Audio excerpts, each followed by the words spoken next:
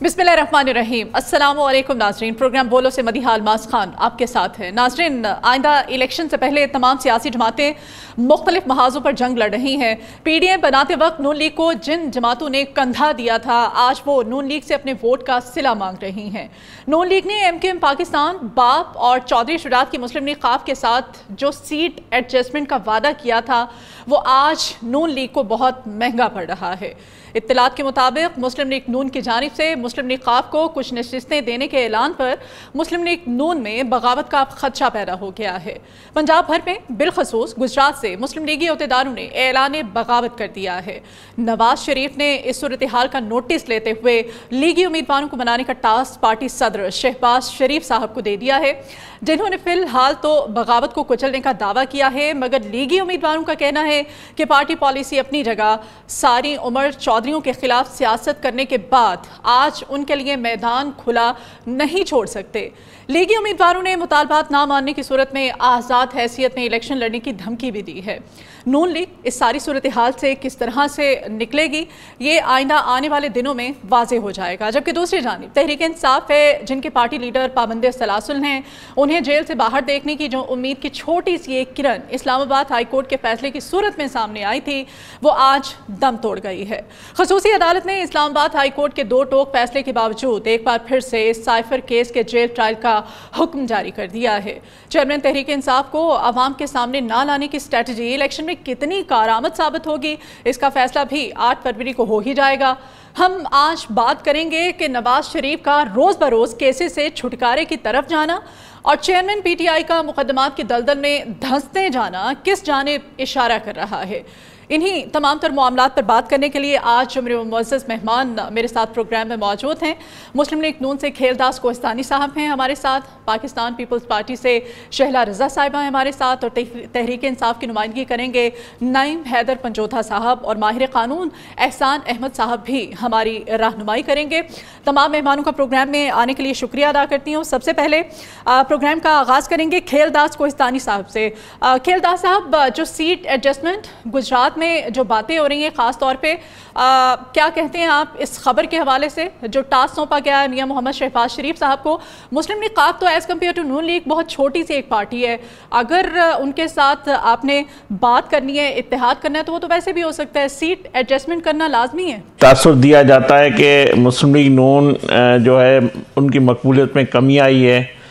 अब आप खुद ही बोल रही हैं कि सीट एडजस्टमेंट या टिकटों की जो है हुसूल के लिए जो मुस्लिम लीग नून में बड़े लोगों के खदशात हैं, पार्टी की तरफ से आप जो बात कर रही हैं, मुझे उसका इल्म तो नहीं है, मगर मुझे ये ज़रूर है कि नवाज शरीफ साहब पॉपुलर लीडर है और उसकी पार्टी पे लोगों का एतमाद है।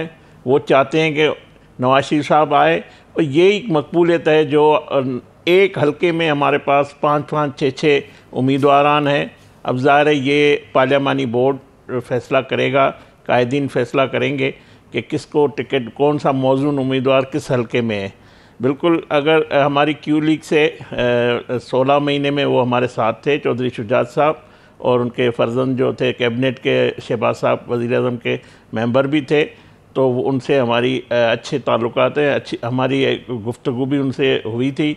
तो इंशाअल्लाह आने वाले दिनों में हम खुशअस्लूबी से ये मामलात सारे आपके सामने आएंगे।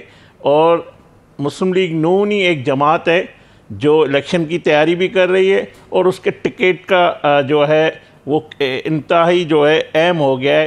तो उसके लिए ये मैं सिर्फ ये कहना चाहता हूँ, जो लोग ये बात करते हैं कि मकबूलियत में कमी है, तो उनको ये देखना चाहिए। ज़ाहिर है इख्तलाफ होता है, एक हल्के में 6 उम्मीदवार होते हैं, हर किसी की ख्वाहिश होती है, और ये अवाम का भी एतमाद है। ये सारे लोग जो भी टिकट का या पार्टी जो इताअत करना चाहती है या सीट एडजस्टमेंट, उसकी वजूहत यही है कि वो समझते हैं कि अवाम का एतमाद नवाज शरीफ साहब पे है, और नवाज शरीफ साहब वज़ीर-ए-आज़म बनने जा रहे हैं, मुस्लिम लीग नून की हुकूमत आ रही है, तो इसीलिए वो उस पार्टी को इंतखाब करते हैं या उसकी टिकट का। तो मेरे ख्याल में ये हमारे लिए पॉजिटिव मैसेज है। ठीक है, शैला रज़ा साहबा, आपकी जानी मानना चाहूँगी, आपकी राय भी जानना चाहते हैं, क्या वजह क्या है कि कोई भी जमात है, अगर हम सिंध की बात करें वहाँ पर MQM है, पंजाब में अगर हम देखें यहाँ पर काफ लीग है, बाप पार्टी है, कोई भी सियासी जमात हो, वो सिर्फ नून लीग के साथ ही क्यों बात करना चाहती है, इत्तेहाद करना चाहती है, सीट एडजस्टमेंट की बातें होती हैं, पाकिस्तान पीपल्स पार्टी के साथ क्यों नहीं होती?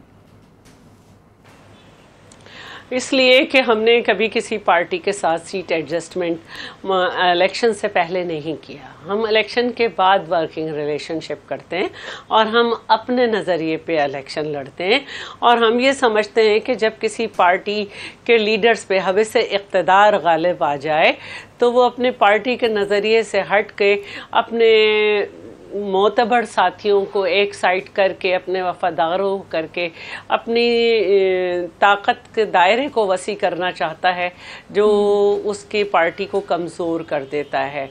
तो हमने सियासत में पाकिस्तान की तारीख़ में कोड़े खाए हैं और जेलें काटी हैं, और हमारे लिए सबसे मोतबर वही लोग होते हैं जो हमारे मुश्किल वक्त में, चाहे वो ज़िया का हो, चाहे वो मुशर्रफ का हो, चाहे वो सिंध में मुख्तलिफ़ क़िस्म के वज़ीर आलाओं की हुकूमत रही, जाम सादिक अली का हो या अरबाब रहीम का, हमारे साथ जो लोग खड़े रहे, या कराची में MQM की जाहिरियत के दौर में, तो हम उनको प्रेफर करते हैं। चाहे हमें महदूद किया जाए, चाहे हमारे ऊपर पर्चे काटे जाएं, चाहे आरोस के इलेक्शन हम पे थोपे जाएं, या हमारा RTS बिठा के रास्ता रोका जाए, हम ये समझते हैं कि हमारा नज़रिया और हमारे जो लोग हैं उनके साथ हम हो, कम हो बेहतर हो। आप देखें कि 126 थे हम बीबी साहिबा की शहादत के बाद 342 के ऐवान में, लेकिन सारे वो थे जो अपने साथ इंटैक्ट थे।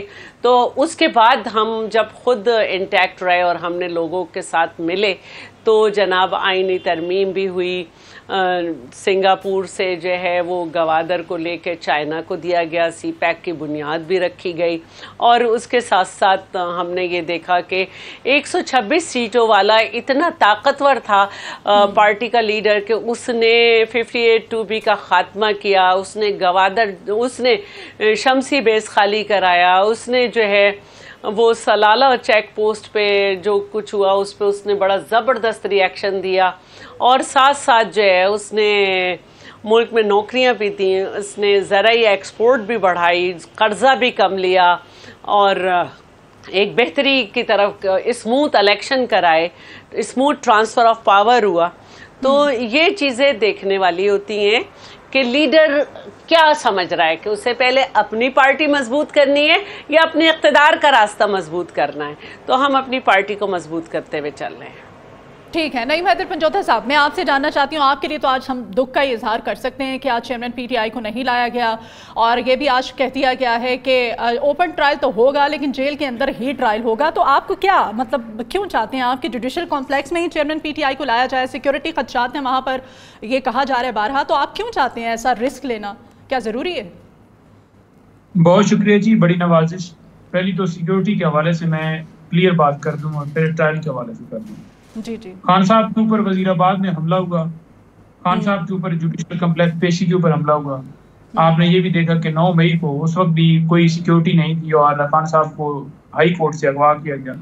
तो जब भी खान साहब इस्लामाबाद में पेश होते रहे, हम ये इस्तदा करते रहे स्टेट से कि हमें सिक्योरिटी फराम की जाए, लेकिन खान साहब को सिक्योरिटी फराम नहीं की गई।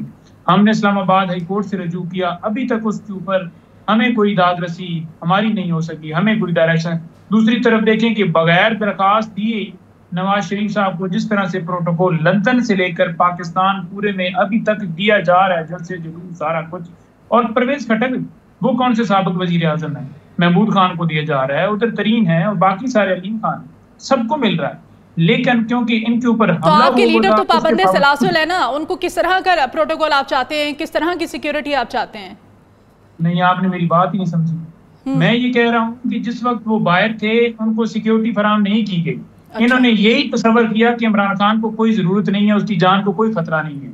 आज इमरान खान की जान को खतरे वाली ये बात करते हैं, उस वक्त खान कह रहे थे कि हमें खतरा है, तो लिहाजा इस वजह से हम पेश नहीं करते कि उनकी जान को। चले देर आए दुरुस्त आए, अब सिक्योरिटी के अब खदशात का इजहार तो किया जा रहा है ना, सिक्योरिटी के रीजंस की वजह से। जी, जेल के अंदर ट्रायल का कहा जा रहा है। आज आज आज जब ये पेश हुए हैं वहाँ पर सुपरिटेंडेंट साहब रिपोर्ट लेकर आए हैं, खुफिया इदारों की तरफ से और पुलिस की तरफ से रिपोर्ट आई है, उसके मुताबिक थ्रेट्स हैं। रिपोर्ट जब हमने कहा कि हमें दिखाई जाए, वो हमें रिपोर्ट नहीं दिखाई गई। इससे पहले अगर देखा जाए तो इसके अंदर गिरफ्तारी सीक्रेट, रिमांड सीक्रेट, उसके बाद जो है जो रूल्स वो भी समाज के दौरान बताए गए जो साइफर के हवाले से वो हमने मांगे, उन्होंने कहा वो भी सीक्रेट है, जिस कानून के ऊपर वो रिलाय कर रहे हैं। तो ये किस तरह से कार्रवाई चल रही है कि बंद कमरा जो 12x14 का या 10x12 का है, जिसके अंदर छुपा के सारा प्रोसेस किया जा रहा है, मीडिया को पाबंदी है, वकला को पाबंदी है।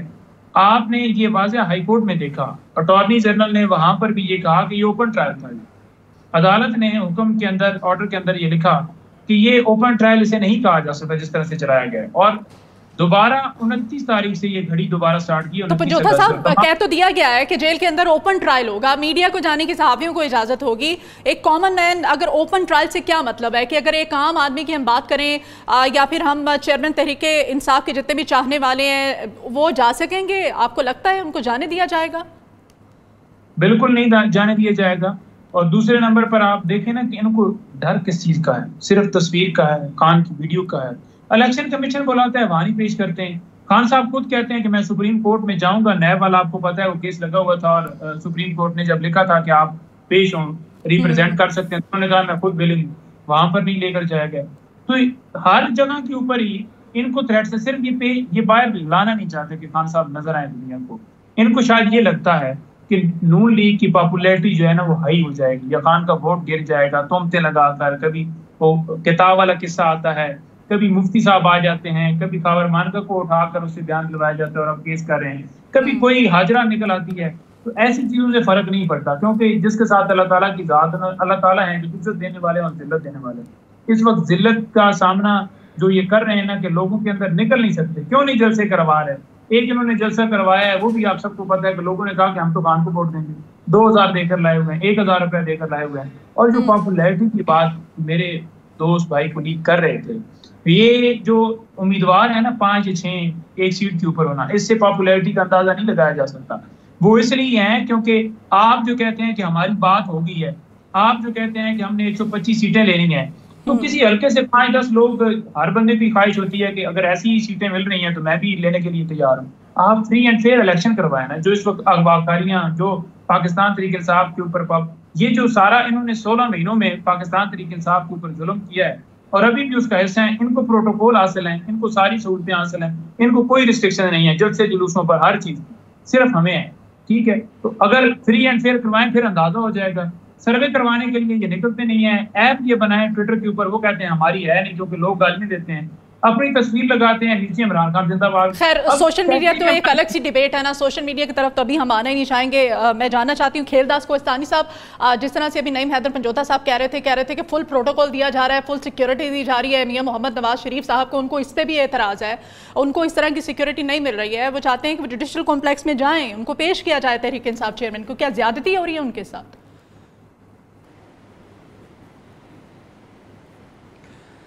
देखें, नवाज शरीफ साहब इस मुल्क के 3 दफ़ा के वज़ीर आज़म हैं और आपको पता है पहले भी मोहतरमा शहीद बेनज़ीर भुट्टो साहबा जब पाकिस्तान आई थी 18 अक्टूबर पे उस पर हमला हुआ कराची में, फिर 27 दिसंबर पे उसका कातलाना हमला हुआ जिससे वो शहीद हो गई। तो हम अपने लीडर, अपने कायद की सिक्योरिटी पे कोई कंप्रोमाइज़ नहीं करेंगे और ये बिल्कुल उनको सिक्योरिटी मिलनी चाहिए। ये जिसको ये प्रोटोकॉल समझते हैं, ये प्रोटोकॉल नहीं है, ये सिक्योरिटी है। बाकी नवाज़ शरीफ साहब, जब मैं आपको बताऊं, जब हम जेल में मिलते थे तब भी वो हमें वज़ीर आज़म नज़र आता था, जब वो लंदन में थे हमें वज़ीर आज़म नज़र आता था, वज़ीर आज़म हाउस में हमेशा वज़ीर आज़म है, तो आज भी हमें वज़ीर आज़म नज़र आता है, तो इनको भी इसी तरह वो वज़ीर आज़म नज़र आता है तो उसको प्रोटोकॉल भी नज़र आता है। तो ये कंप्रोमाइज़ हम इस पर सिक्योरिटी पे नहीं करेंगे। इमरान खान की सिक्योरिटी पे भी हमने कंप्रोमाइज़ नहीं किया था। हमारी 16 महीने की जब गवर्नमेंट थी, जब इमरान खान साहब मूव करते थे या उनकी कोई मूवमेंट होती थी, उसको मुकम्मल सिक्योरिटी दी जाती थी। आज भी जो आप कह रही हैं कि उनको सिक्योरिटी के खदशात है, तो सिक्योरिटी उनको भी मिलनी चाहिए, बल्कि सबको मिलनी चाहिए, जो भी एक्स वज़ीर आज़म है या जिसको थ्रेड है। तो ये बिल्कुल एक उनका कानूनी हक़ है वो उनको मिलना चाहिए। इसमें प्रोटोकॉल की क्या बात है। बाकी इनको लगता है कि नवाज शरीफ साहब वज़ीर आज़म बन रहे हैं, इनका सबका शुक्रिया कि इन्होंने एक मोमेंटम बना दिया है कि मुस्लिम लीग नून जीत रही है, नवाज शरीफ साहब वज़ीर आज़म बन रहे हैं, तो इनको नज़र आ रही है। और शिकस्त अपनी पहले वक्त से पहले, इलेक्शन से पहले, मुकाबला करने से पहले ये शिकस्त तस्लीम लेकिन आप मानते हैं, आप कहते हैं कि सिक्योरिटी उनका हक है, उनका जो उनका मुतालबा है वो जायज़ मुतालबा है। शैला रज़ा साहिबा, आप समझती हैं कि वाकई आपको ये तासुर मिल रहा है चेयरमैन PTI को अवाम से दूर रखने की एक कोशिश की जा रही है? जो कहा जाता है कि जेल के अंदर ही ट्रायल होगा, उनको जुडिशल कॉम्प्लेक्स तक नहीं लाया जाता है, अवाम से ये दूरियां पैदा करने की कोशिश की जा रही है, ऐसा कुछ है? देखिए, वक्त वक्त की बात होती है। आजकल किसी और की सहूलतकारी है, कल इनकी सहूलतकारी थी, कल ये खुश थे, आज कोई और खुश है, लेकिन अवाम का फैसला कुछ और होगा। और अवाम दीवार पे लिख चुकी है, इसीलिए लोगों को कुछ को समझ आ रहा है कि वो नहीं होंगे तो वो अपने लोगों को छोड़कर ताकतवरों की तरफ बढ़ रहे हैं, फिर भी नहीं होंगे। तो मैं ये कहना चाहती हूँ कि सिक्योरिटी हर एक का राइट है, और इसी तरह जिस तरह हम ये समझते थे जब हमारे कायदीन जेल में जाते थे और हम उनकी ट्रायल पे पहुंचते थे कि हम पे पत्थर नहीं उठने चाहिए, हमारे लोगों के सर नहीं फटने चाहिए, इसी तरह हर एक को फेयर ट्रायल का राइट है। और उसके अतराफ उसके लिए जो लोग आए या कोई अपने ट्रायल के लिए आए तो उसकी सिक्योरिटी बहुत ज़रूरी है। और बुशरा बीबी पे अटैक हुआ, मैं इसकी मजम्मत करती हूँ। किस तरह से लोग उनकी गाड़ी की तरफ बढ़े, उनके लिए भी सिक्योरिटी होनी चाहिए थी। इतने सिक्योर जोन में कहाँ से लोग आए, किसने कानून हाथ में लिया, ये गलत बात है। अब जो बात है PS 98, ये पहले PS 100 था। अब तक पीपल्स पार्टी के 70+ लोग कैंडिडेट हो चुके हैं वहाँ से, और वहाँ पे एक साहब PTI के कैंडिडेट थे, फिर वो पीपल्स पार्टी में आए, अब वो PMLN में चले गए, लेकिन वो नज़र नहीं आ रहे कहीं वहाँ पे, और कोई वो मीटिंग भी नहीं कर पा रहे हैं, लेकिन वो PMLN में चले गए। तो कैंडिडेट्स ज़्यादा 5 तो कुछ भी नहीं होते, हमारे तो एक एक जगह पे इतने।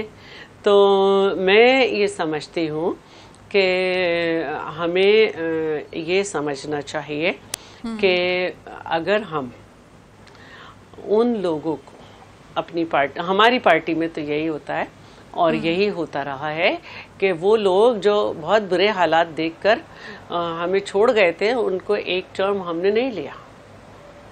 ठीक। और एक मुद्दत के बाद जब उनके इलाकों से सिफारिश आई कि नहीं जी ले लें उनको, लोगों ने कहा हमने जब लिया, क्योंकि हम अपने आवाम के लिए पॉलिटिक्स करते हैं और हम ये समझते हैं कि जो भी इलेक्शन हो उसमें आवाम की राय आए। बंद कमरों में बैठ के, आप ये कहना चाहती हैं कि आपके लिए ये ज़्यादा इम्पोर्टेंट है कि अपनी पार्टी को ज़्यादा मजबूत किया जाए, ना कि इक़्तिदार को मजबूत करने के हवाले से जितने भी इक़दाम है वो किए जा रहे हैं इस वक्त नून लीग की तरफ से। एक ब्रेक लेते हैं प्रोग्राम में। नाज़रीन, मेरे मौजूद मेहमान मेरे साथ मौजूद हैं, ब्रेक के बाद दोबारा हाजिर होते हैं, आप हमारे साथ रहिए।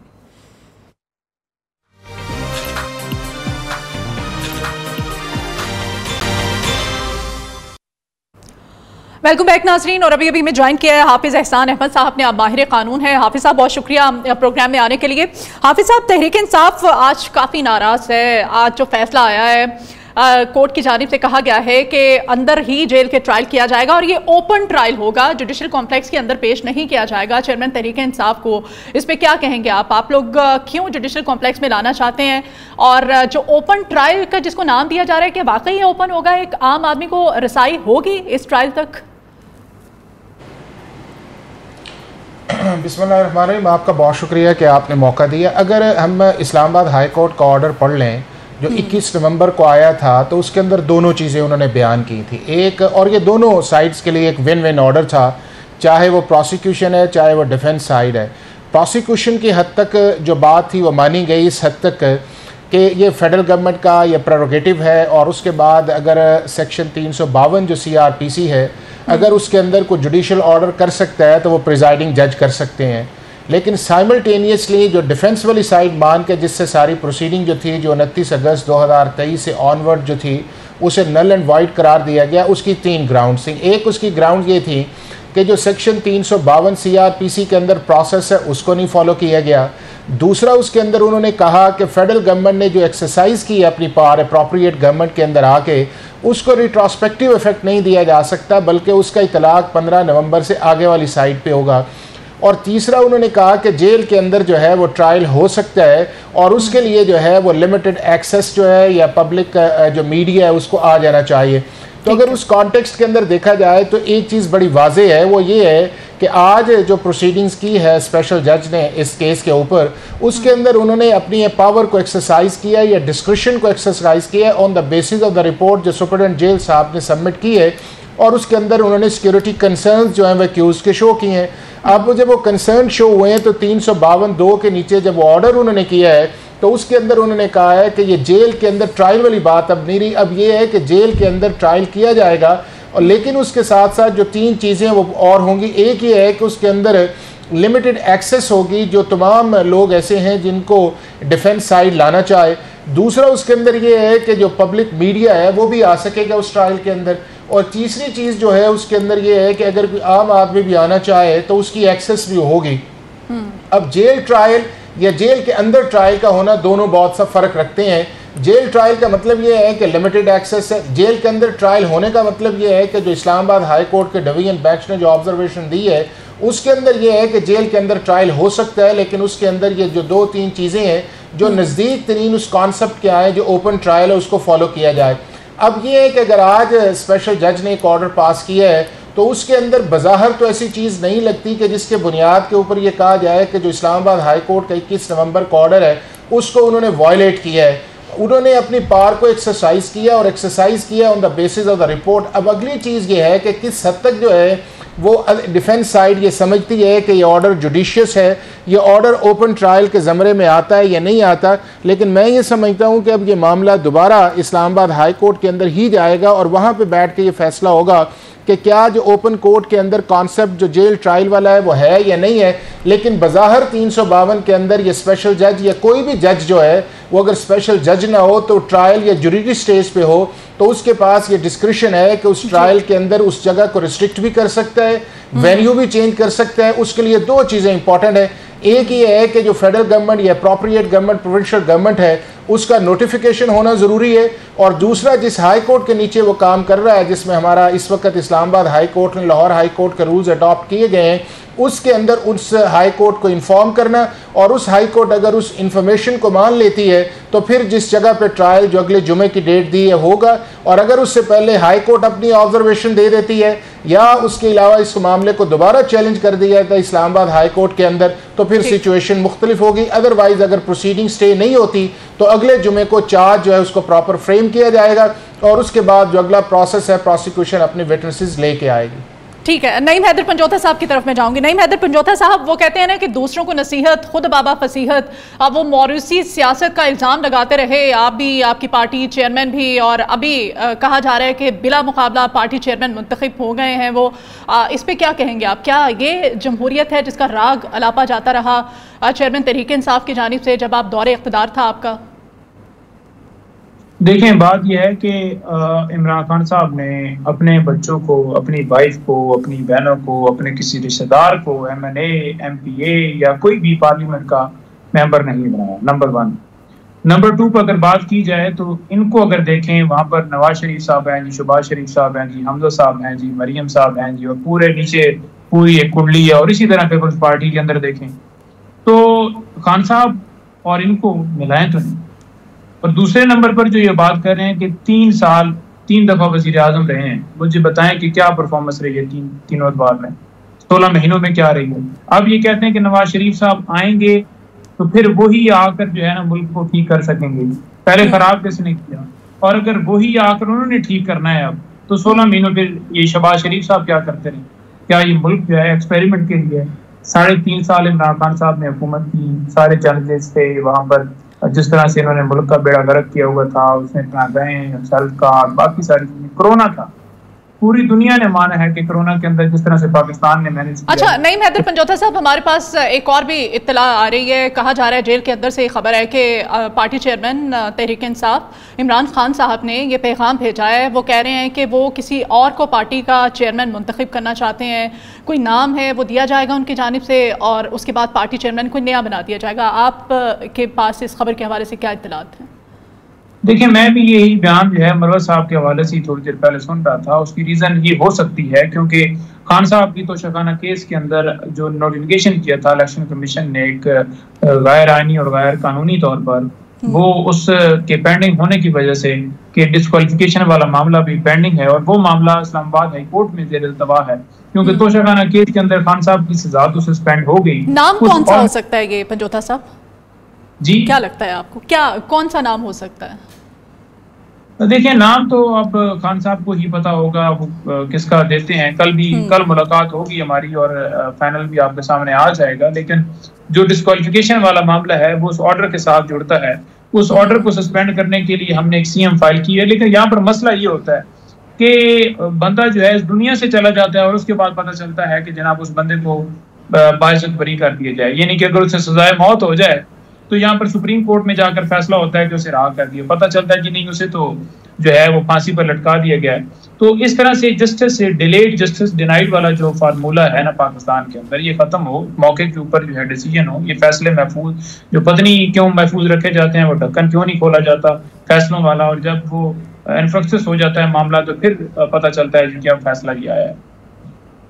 ठीक है, एवनफील्ड रेफरेंस और अल-अज़ीज़िया रेफरेंस की बात हो जाती है। कुछ शैला रजा साहिबा, आपसे मैं जानना चाहती हूँ, ये जो बरियत है आइंदा आने वाले चंद दिनों में कहा जा रहा है कि नून लीग के कायद मियां मोहम्मद नवाज शरीफ साहब की वाज़ी हो जाएगी। आपकी पार्टी की जानिब से भी कहा जाता है कि खास रिलीफ दिया जा रहा है। लाडला अब कोई और बन चुका है, पहले कोई और था। क्या लगता है आपको कि हुकूमत बदलने के साथ जो नैब थी उसका रवैया भी बदल गया है? अब वाज़े तौर पे नज़र आ रहा है कि वाकई मियां मोहम्मद नवाज शरीफ साहब जो है उनको बरियत मिलने, वो बरी होने जा रहे हैं, उनको रिलीफ मिलने जा रहा है। मैंने सुप्रीम कोर्ट से आवाज़ें आती रही हैं कि आर्म ट्विस्टिंग का इदारा है और मतलब ये कि वो इतना फ्रेजाइल है कि उसको जो कोई चाहे वैसे इस्तेमाल किया जा सकता है, और तो वो इस्तेमाल हो रहा है। दूसरी बात जो है वो ये है कि जहाँ तक एक्सपेरिमेंट की बात है तो एक्सपेरिमेंट तो कबूला जा चुका है पीटीआई के वक्त भी कि इनको जो है थर्ड ऑप्शन के तौर पर लाए थे। वो देखा जा चुका है कि क्या हुआ, कैसे उन्होंने IMF से माहिदा किया, कैसे उस माहिदे से मुकर गए, सब कुछ। अब जहाँ तक मौरूसी की बात है तो देखिए, अगर कोई अपने घर को ही नहीं कन्विंस कर सका कि उसके बाद उसका मकसद लेकर उसका ख़ानदान चले तो ये उसकी बदकिस्मती है। अल्हम्दुलिल्लाह पीपल्स पार्टी की सियासत को उसके ख़ानदान के अलावा और भी सारे लोग लेकर चल रहे हैं, और जो भी मैदान में उतरता है वो इलेक्शन लड़ता है, उसके सामने उसके अपोनेंट होते हैं, वो कैंपेन चलाता है, वो कैंपेन में उतरता है। और अगर हम अपने आइडियाज़ से, अपनी आइडियोलॉजी से अपने घर वालों ही को नहीं कन्विंस कर सके तो क्या किया जा सकता है? तो कोई आसान चीज़ नहीं है सियासत, कोई आसान चीज़ नहीं होती अपनी आइडियोलॉजी पे लोगों को लाना। तो ये एक बात है, और पीपल्स पार्टी की सियासत कोई आसान सियासत नहीं है। पाकिस्तान पीपल्स पार्टी की सियासत में जान चली जाती है जो उसका चेयरमैन अब तक रहा है। अल्लाह ताला चेयरमैन बिलावल को सेहत और ज़िंदगी दे, वरना इस्टेब्लिशमेंट ने तो पीपल्स पार्टी के चेयरपर्सन के मुकद्दर में मौत लिखी है। तो इस नज़रिए को थामना कि हमारे साथ कुछ भी हो जाएगा, ये आसान बात नहीं है। इस वक्त जितनी भी लीडरशिप है उसकी औलाद बाहर है, किसी ने हिम्मत नहीं की है पॉलिटिक्स में आने की। ये हमारा नज़रिया है कि हमारे घर से उसे लेके चल रहे हैं। तो मौरूसियत वहाँ भी समझ आती है जब आप ये फैसला ना कर सकें कि अपने आगे किसको रखें। एक तो ये बात है। दूसरी बात मैं ये कहना चाहती हूँ कि लेवल प्लेइंग फील्ड हर एक के लिए होनी चाहिए। अगर 9 मई के मसाइल हैं तो वो उन पे मुकदमा चलना चाहिए, उन लोगों पे जो मुलव्वस हैं। बाकी लेवल प्लेइंग फील्ड होनी चाहिए। Level playing field. एक बार फिर से कोहिस्तानी साहब, मैं आपसे जवाब जानना चाहती हूँ। उन्होंने एक तरफ शैला रजा साहबा ने इस्टेब्लिशमेंट का कह दिया, दूसरी तरफ उन्होंने कहा कि नवाज इरशाद जो हैं वो अब किस तरफ जा रही हैं, वो सबके सामने है। तो अब क्या वाकई ये जो नाक़दीन की जानिब से कहा जाता है कि हुकूमत बदलने के साथ नैब का रवैया भी बदल गया है, इस पर आप क्या कमेंट करेंगे, क्या जवाब देंगे? देखें, जो हमारे शदीद मुखालफिन हैं, सियासी मुखालफिन, वो भी कहते हैं कि नवाज़ शरीफ साहब को गलत फ़ैसले में सज़ा दी गई, एक झूठे मुकदमे बना गए हैं, जो भी नाइंसाफ़ी इनके साथ की गई है। पीपल्स पार्टी की क़यादत भी कहती है, PTI के कई सीनियर रहनुमा एक बात कह चुके हैं। तो जब एक शख्स को झूठे कहानी बना के अकामा के बुनियाद पर निकालना, और सुप्रीम कोर्ट ने नेब को कहा, उनके हुक्म और GIT व्हाट्सएप कॉल, ये सारा रिकॉर्ड अब छुपा नहीं है कौम के सामने। मरहूम जज अरशद मलक कई बयानात आपके सामने हैं। तो अगर नाइंसाफ़ी हुई है, ज़्यादती हुई है, इन्हीं अदालतों में अगर इंसाफ मिल रहा है, इसी केस में मरियम नवाज़ साहिबा बाइज़्ज़त बरी हुई है, तो बिल्कुल नवाज़ शरीफ साहब के ये सारे झूठे मुकदमात हैं और उनको बाइज़्ज़त भरी इंशाल्लाह वो सुरखरू पहले भी हुए। 3 दफ़ा वो वज़ीर आज़म बने, पाकिस्तान की अवाम ने उसको मैंडेट दिया है। पाकिस्तान की अवाम ने उसको हर बार इसलिए मैंडेट दिया है कि नवाज़ शरीफ साहब खुशहाली लाता है, तरक्की लाता है। तो उसको फिर उसी झूठे मुकदमात, कभी जो है जलावतन किया जाता है, कभी उनको हाईजैकर बनाया जाता है, कभी नायल बनाया जाता है। तो ये असल नुकसान नवाज़ शरीफ साहब का तो उनकी ज़ात का तो नहीं किया, ये मुल्क का नुकसान हुआ है, पाकिस्तान का नुकसान हुआ है। तो नवाज़ शरीफ साहब ने कोई गुनाह नहीं किया जिसकी उन्होंने सज़ा भुगती है, इतनी तकालीफ देखी है। जो लोग गुनाहगार हैं उनको सज़ा होनी चाहिए, जो आज तक बच रहे हैं उनको सज़ा मिलनी चाहिए। नवाज़ शरीफ को सज़ा नहीं मिलनी चाहिए। नवाज़ शरीफ बेगुनाह थे और उनके केसेस में आने वाले दिनों में वो इंशाल्लाह ये साबित होगा कि ये सारी ज़्यादती हुई थी। और अगर अदालतें यही फ़ैसला करती है तो इनको उस पर ये बात कहना, हर किसी को चाहिए कि इंसाफ ले। अगर भुट्टो शहीद केस में अगर उनसे नाइंसाफ़ी हुई थी तो पीपल्स पार्टी इंसाफ ले, हम भी चाहते हैं उसमें इंसाफ होना चाहिए था। उस केस को कौम के तो सामने है, मगर हम अपने इंसाफ के लिए, ये नवाज़ शरीफ साहब का हक़ है, हमारा हक़ है कि हम इंसाफ ले। इंसाफ हम इन्हीं अदालतों से लेते हैं जहाँ पे हमें सज़ाएं होती है। तो अदालतों का काम इंसाफ देना है, तो मेरिट पे फ़ैसला होगा। तो इंशाल्लाह नवाज़ शरीफ साहब पहले भी जो केसेस बनाए गए कई मुख्तलिफ अदवार में, वो भी झूठे साबित हुए हैं, ये भी झूठे साबित हो चुके हैं। प्रोग्राम में भी यहाँ पर एक ब्रेक लेते हैं, ब्रेक के बाद दोबारा हाजिर होंगे। नाज़रीन, आप हमारे साथ रहिए। वेलकम बैक नाज़रीन। शैला, आप कुछ कह रही थी और ख़ास तौर पे कोहिस्तानी साहब कह रहे हैं कि अवाम का मैंडेट है, 3 बार वज़ीर आज़म बन चुके हैं, अब 4थी बार भी वज़ीर आज़म मियां मोहम्मद नवाज शरीफ अवाम के मैंडेट की वजह से आ रहे हैं। नाइंसाफ़ी हुई है, ज़्यादती हुई है, अगर रिलीफ मिल रहा है तो ये हमारा हक़ है। देखिए, मैं इस बात से इनकार नहीं करूंगी कि अवाम ही के मैंडेट से आए जो भी आए। काश अवाम ही के मैंडेट से आए जो भी आए, ना RTS बिठाया जाए, ना RO इलेक्शन हो। मैं सिर्फ एक बात कहना चाहती हूँ कि बिल्कुल इन्हीं अदालतों से हक़ है हमारा इंसाफ लेना, और मैं ये बिल्कुल नहीं कहना चाहती कि किसी के भी साथ ज़्यादती हो। हर एक को इंसाफ मिलना चाहिए, हर एक को इंसाफ मिलना चाहिए। बस हमारी तो ख्वाहिश ये है कि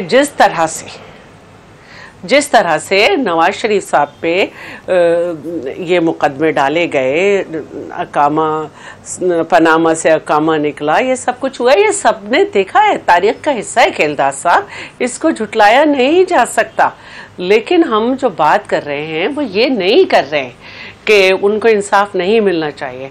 हम ये चाह रहे हैं कि जिस तरह जल्दी जल्दी उनके मुकदमे लग रहे हैं, इस तरह बहुत सारे पाकिस्तान पीपल्स पार्टी की क़यादत पर, जरदारी साहब पर वो मुकदमे बने हुए हैं जो सदियों से चल रहे हैं।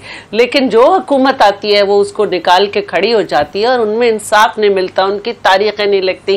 बिल्कुल आपने सही फरमाया, भुट्टो साहब का जो है केस वो कब से हम चाह रहे हैं कि सुना जाए, तो लेकिन हम लाडले नहीं हैं, तो वो चलते रहते मुकदमे, चलते रहते हैं। हम लाडले नहीं हैं, लाडले जो हैं इस वक्त मियाँ साहब बने हुए हैं।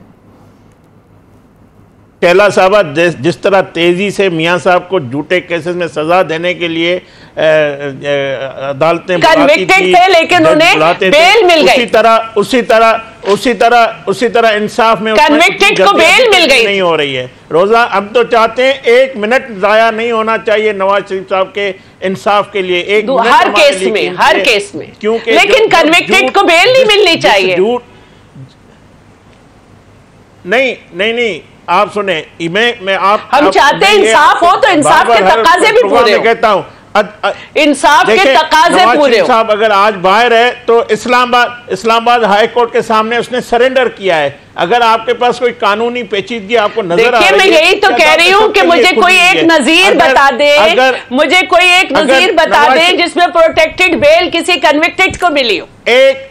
शैला साहबा, एक शख्स को एक दिन में 9-9, 10-10 जमानतें दी जाती थी। नवाज शरीफ साहब को मैं कहता हूँ आज भी उसी तरह इंसाफ नहीं दिया जा रहे। वो कह रही है कन्विक्टेड बेल जो है वो दी जा रही है साहब को, कोहिस्तानी साहब। इंसाफ किया जाए किसी कन्विक्टेड को अगर प्रोटेक्टेड बेल मिली है तो बताएं, इंसाफ करें। आपने एतराफ खुद कहा ये झूठे केसेस थे, तो जब झूठे केसेस हैं जिस तरह किया गया है तो उसको आप गलत कहना, उसको गलत कहें। कोहिस्तानी साहब आप मेरी बात को अपने खिलाफ समझ रहे हैं। कोहिस्तानी साहब आप मेरी बात को अपने खिलाफ समझ रहे हैं। मैं ये कह रही हूँ कि अदालतों का एक तरीक़ाकार है, वो तकाजे पूरे होने चाहिए, उन्हें इंसाफ मिलना चाहिए तकाजों के साथ पूरे। आप मेरी बात को पता नहीं, बिल्कुल अदालती तकाजों के साथ, बिल्कुल आप उसी तकाजों से ही इंसाफ मिल रहा है, उसी तकाजों से ही इस्लामाबाद हाई कोर्ट के सामने उसने आके सरेंडर किया है। अपीलें बहाल हुई है ना, ये मेरी डिमांड है, लेकिन उसके मुताबिक रिलीफ मिल रहा है। ये कहा जा रहा है कोहिस्तानी साहब की जानिब से। नहीं हैदर पंजोता साहब, आप इत्तेफाक करते हैं अभी जो आपके जो पार्टी के चेयरमैन है पाबंद सलासुल है, वो कह रहे हैं कि इनको वाकई सजा मिलनी चाहिए, और उनके अपने जो कायद हैं इस वक्त मियां मोहम्मद नवाज शरीफ साहब, वो कह रहे हैं कि उनको वाकई सही इंसाफ जो है और बर वक्त इंसाफ मिल रहा है।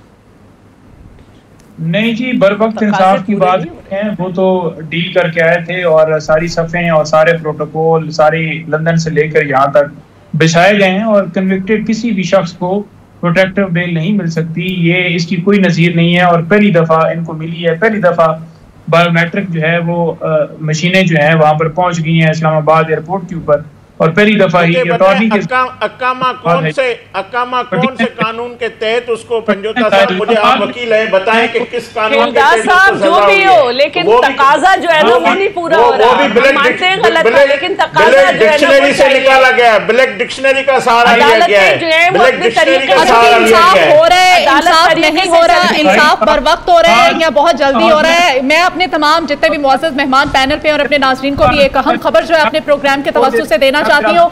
खबर आ रही है, नहीं हैदर पंजोता साहब सुनिएगा, खबर आ रही है इस वक्त शेर अफजल मरवत साहब ने तस्दीक किया, उन्होंने कहा है कि पार्टी चेयरमैन जो है वो नए मुंतखब होने जा रहे हैं, और हमारे जराए ये तस्दीक कर रहे हैं बैरिस्टर गौहर अहमद साहब PTI चेयरमैन जो है वो उनका नाम जो है अब सामने आ रहा है। इस पे क्या कहेंगे? PTI का जो इलेक्शन सिंबल है वो उन्हें जो रूल 158 इलेक्शन रूल्स 2017 के हैं, अगर उन्हें उस चीज़ का नहीं मिलता तो उनका फिर बहुत मुश्किल होगा पाकिस्तान के इलेक्टोरल प्रोसेस के अंदर अपने निशान के नीचे जाना। और अगर इससे, और उसके लिए इम्पॉर्टेंट इस चीज़ के अंदर ये है कि आपका चेयरमैन या कोई भी ऑफिस बैरियर जो है, अगर वो कन्विक्टेड शख्स है तो वो उस प्रोसेस के अंदर हिस्सा नहीं ले सकता। तो मेरा ख्याल ये है कि पहले एक ये था कि शायद जो सस्पेंशन ऑफ सेंटेंस है वो एक्विटल के अंदर चली जाती, जो एडिशनल सेशन जज का एक ऑर्डर है जिसके ऊपर इलेक्शन कमीशन ऑफ पाकिस्तान ने 63(1)P के अंदर चेयरमैन PTI को 5 साल के लिए डिस्क्वालीफाई किया हुआ है। तो उसका अब एक ही हल ये है कि आप किसी और शख्स को जो है वो इंट्रा पार्टी के अंदर ऑफिस बैरियर के तौर पे लेके आए, और एक लीगल मूव हो सकती है। और किसी भी शख्स को अगर PTI का चेयरमैन कहते हैं जो इस वक्त हैं कि वो इलेक्शन लड़े, तो वो इलेक्शन तो लड़ेगा, लेकिन उनके लिए जो है वो पाकिस्तान का इलेक्टोरल प्रोसेस भी और पाकिस्तान के अंदर जो इंट्रा पार्टी इलेक्शन है उनके अंदर हिस्सा लेना उनके लिए इस वक्त लीगली नामुमकिन है। ठीक है, बहुत शुक्रिया मुअज़्ज़ज़ मेहमानों का। खेरदास कोहिस्तानी साहब हमारे साथ थे, शैला रज़ा साहब आपका बहुत शुक्रिया, हाफिज़ एहसान अहमद साहब, पंजोता साहब आप सबका बहुत शुक्रिया। इस प्रोग्राम से नाज़रीन मुझे इजाज़त दीजिए, अपना ख्याल रखिएगा, अल्लाह निगहबान।